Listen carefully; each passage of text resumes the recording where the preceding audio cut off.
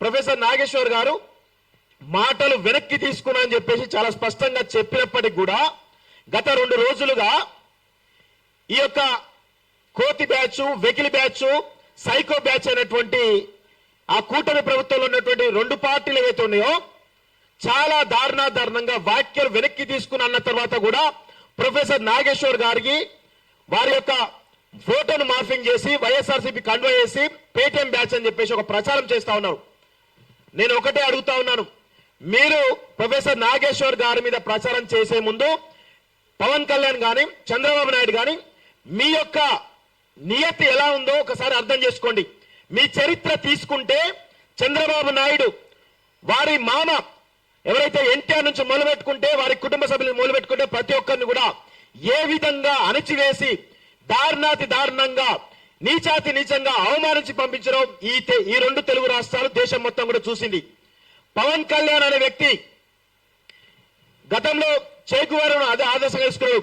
గద్దర్ నా సొంత గద్దర్ ఐడియాలజీ నా ఐడియాలజీ అన్నాడు. కానీ ఇప్పుడేమో సనాతన ధర్మం అంటూ మాట్లాడుతూ ఉంటే ఈరోజు ఆ రాష్ట్ర ప్రజలు ఆయన వెనుక నడుస్తా ఉన్నారు.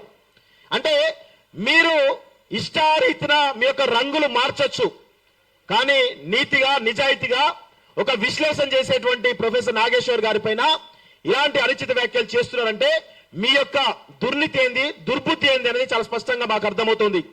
మీరు ఒకటే అడుగుతా ఉన్నారు. నిన్న పవన్ కళ్యాణ్ గారు ఏమన్నారు? పవన్ కళ్యాణ్ అదే విధంగా మిగతా అంశాల గురించి ఒక రీసెంట్ డెవలప్మెంట్స్ గురించి నేను చెప్తా క్లియర్ గా. పవన్ కళ్యాణ్ గారు నిన్న ఏమన్నారంటే ఒక మీటింగ్ లో మాట్లాడుతూ నాగేశ్వర్ గారిని అరెస్ట్ చేయడానికి పోలీసు వెళ్తుంటే నిన్ను వారించిన అని చెప్పిండు. ఇదే మాట అక్కడ ఆంధ్రప్రదేశ్ సంబంధించినటువంటి హోంమంత్రి వంగలపూడి అనిత వారి ట్విట్టర్ అకౌంట్ లో ఇది ఫేక్ న్యూస్ అని చెప్తున్నారు. మరి ఫేక్ ఆంధ్రప్రదేశ్ పోలీసులు నిన్నంతా కూడా హైదరాబాద్ కు వచ్చి ప్రొఫెసర్ నాగేశ్వర్ గారిని అరెస్ట్ చేద్దామనేటువంటి ఒక వార్త తెలంగాణ వ్యాప్తంగా పెద్ద ఎత్తున దావాలలో వ్యాపించింది. ఈ క్రమంలో తెలంగాణ సమాజం అంతా కూడా ఏకోన్ముఖులై ఒకే తాటిపై నడిచి ప్రొఫెసర్ నాగేశ్వర్ గారిని అరెస్ట్ చేస్తే మాత్రం ఊరుకునేది లేదు అని చెప్పేసి చాలా స్పష్టంగా చెప్పారు. అయితే ఆ వార్తలు అవాస్తవం అని చెప్పేసి ఆంధ్రప్రదేశ్ రాష్ట్ర హోంశాఖ మంత్రి వంగలపూడి అనిత గారు ట్వీట్ చేయడం జరిగింది. మరి అదే పవన్ కళ్యాణ్ నేను అరెస్ట్ చేయడానికి వెళ్తున్నా అని చెప్తే నేను వద్దని వారించా అని చెప్పేసి పవన్ కళ్యాణ్ చెప్పిండు. అంటే అదే రాష్ట్రానికి సంబంధించినటువంటి డిప్యూటీ సీఎం పవన్ కళ్యాణ్, హోంశాఖ మంత్రి అనిత మధ్య ఏ విధమైనటువంటి విభేదాలను ఒకసారి గమనించండి. ఎంత దుర్మార్గం ఇది. కావాలంటే ఒక వీడియో కూడా చాలా స్పష్టంగా ఉన్నది, వినిపిస్తా. అదే విధంగా ఇప్పుడు ఏం మాట్లాడుతున్నారు? సోర్స్ గురించి మాట్లాడుతున్నారు. సోర్స్ కావాలట వీళ్ళకి. ఒక రాజకీయ విశ్లేషకుడు తన యొక్క జ్ఞానంతో రాజకీయాలు విశ్లేషిస్తా ఉంటే ఆయన చెప్పిండు హై లెవెల్ సోర్స్ అని చెప్పిండు. ఇప్పుడు ఆ సోర్స్ గురించి చెప్పండి అని చెప్పేసి ఆయన పైన ఒత్తిడి వేస్తా ఉన్నారు. మేము ఒకటే అడుగుతా ఉన్నాం, ఇదే పవన్ కళ్యాణ్ సంబంధించినటువంటి పవన్ కళ్యాణ్ జనసేన పార్టీ గతంలో వైఎస్ఆర్సీపీ అధికారంలో ఉన్నప్పుడు వాలంటీర్ల వ్యవస్థ వల్ల 30,000 మంది అమ్మాయిలు కనబడకుండా పోయినరు అని చెప్పేసి అన్నాడు.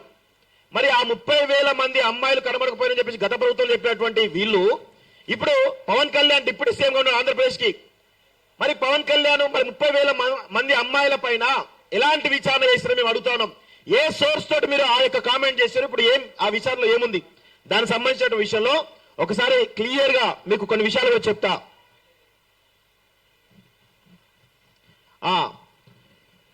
చూడండి ఒకసారి. రాష్ట్రంలో హ్యూమన్ ట్రాఫికింగ్ జరుగుతోంది. 30,000 మంది యువతులు కనిపించకుండా పోయారని పవన్ కళ్యాణ్ చంద్రబాబు దుష్ప్రచారాలు చేశారు గతంలో.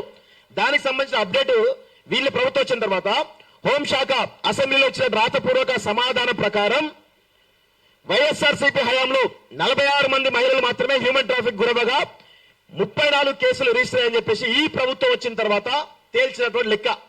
నేను ఒకటే అడుగుతా పవన్ కళ్యాణ్ గారిని, మీరు ఏ సోర్స్ ఆధారంగా మాట్లాడిరు?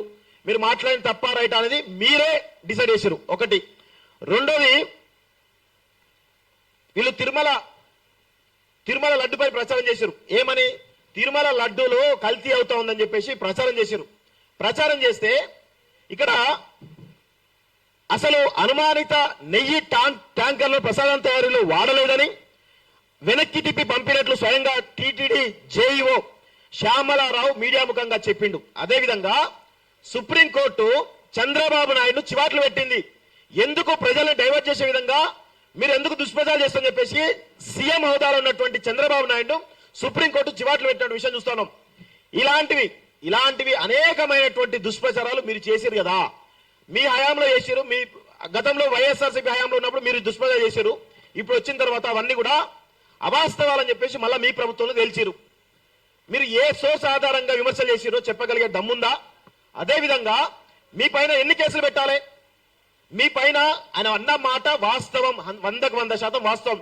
ఆ మాటలను బేస్ చేసుకొని మీరు ప్రొఫెసర్ నాగేశ్వర్ గారి పైన కేసులు పెడతా ఉన్నారు. ఎన్ని గుండెలు ఉండాలి మీకు? ఒక తెలంగాణ సంబంధించినటువంటి ప్రొఫెసర్ నాగేశ్వర్ పైన మీరు కేసులు పెట్టి అరెస్ట్ చేసేటువంటి దమ్ముందని మేము అడుగుతున్నాం. రండి ఒక్కసారి ప్రొఫెసర్ నాగేశ్వర్ గారి పైన చేసి చూడండి, ఒక్కసారి ఆయన పట్టుకుపోయే ప్రయత్నం చేయండి. మొత్తం మీ యొక్క పునాదులు కలితే బిడ్డ గుర్తుపెట్టుకోండి, మీ పునాదులు కలితే మీ యొక్క ఆర్థిక మూలాలు కలితే విషయాన్ని గుర్తుపెట్టుకోండి. మేము ఈ సందర్భంగా ఈ యొక్క రౌండ్ టేబుల్ సమావేశం నుంచి ఒక పిలుపునిస్తా ఉన్నాం. ఈ చంద్రబాబు నాయుడు కూటమి ప్రభుత్వం ఏదైతే దుర్మార్గాలు చేస్తా ఉందో, మేము ఆంధ్రప్రదేశ్ సంబంధించిన గురించి మాట్లాడలేదు, మా తెలంగాణ సంబంధించినటువంటి అనేక విషయాలపైన వెంకటరామరెడ్డి నుంచి మొదలు పెట్టుకుంటే ప్రొఫెసర్ నాగేశ్వర్ వారు కావచ్చు, లేకపోతే ఈ హైదరాబాద్ సంబంధించిన రాజధాని విషయంలో కావచ్చు, అనేక దుష్ప్రచారాలు చేస్తున్నటువంటి ఎవరైతే ఉన్నారో మేము ఒకటే ఇక్కడ కాల్ చేస్తా ఉన్నాం. బాయ్కాట్ హెరిటేజ్ ప్రొడక్ట్స్ అనేటువంటి ఒక నినాదాన్ని, ఒక కాల్ని మేము తీసుకునే ప్రయత్నం ఖచ్చితంగా చేస్తామని కూడా చెప్తా ఉన్నాం. ఎందుకంటే తెలంగాణ అస్తిత్వం పైన, తెలంగాణ ఆత్మగౌరవం పైన ఏ ఒక్క చిన్న కించిత్తు అవమానం జరిగినా, ఎవరికైనా ఇబ్బంది కలిగినా కానీ ఖచ్చితంగా తెలంగాణ రాష్ట్రం తిరగబడుతుంది, తెలంగాణ సమాజం తిరగబడుతుంది, తెలంగాణ పౌర సమాజం ఖచ్చితంగా తిరగబడి కొట్లాడుతున్న విషయాలు మేము స్పష్టంగా చెప్తా ఉన్నాం. ప్రొఫెసర్ నాగేశ్వర్ గారు రౌండ్ టేబుల్ సమావేశం రావడం జరిగింది. వారికి ఈ రౌండ్ టేబుల్ పక్షాన స్వాగతం తెలియజేస్తా ఉన్నాం. సార్కి అందరూ దయచేసి మనందరం కూడా ధైర్యం ఇవ్వాల్సినటువంటి సమయం ఆసన్నమైంది. ఈ సందర్భంగా మరొకసారి చెప్తా ఉన్నాం, మీరు ఇలాంటి చిల్లర మల్లర పనులు ప్రచారాలు మానకపోతే ఖచ్చితంగా హైదరాబాద్ లో ఈ తెలంగాణ రాష్ట్రంలో మీ యొక్క ఆర్థిక మూలాలున్నాయి. మేము ఇక్కడ నుంచి కాల్ చేస్తున్నాం. బాయ్కాట్ హెరిటేజ్ ప్రొడక్ట్స్ అని చెప్పేసి ఖచ్చితంగా మేము కాలిస్తా ఉన్నాం. ఇక్కడితోటి మీరు ఆపకపోతే రేపటి రోజున ఈ హెరిటేజ్ ఏదైతే ఉందో ఇప్పుడు బాయ్కాట్ ఉంటాం, భవిష్యత్తులో పరిణామాలు తీవ్రంగా ఉంటాయని చెప్పేసి కూడా హెచ్చరికలు జారీ చేస్తా ఉన్నాం. ఇది ఇక్కడితో ఆగదు.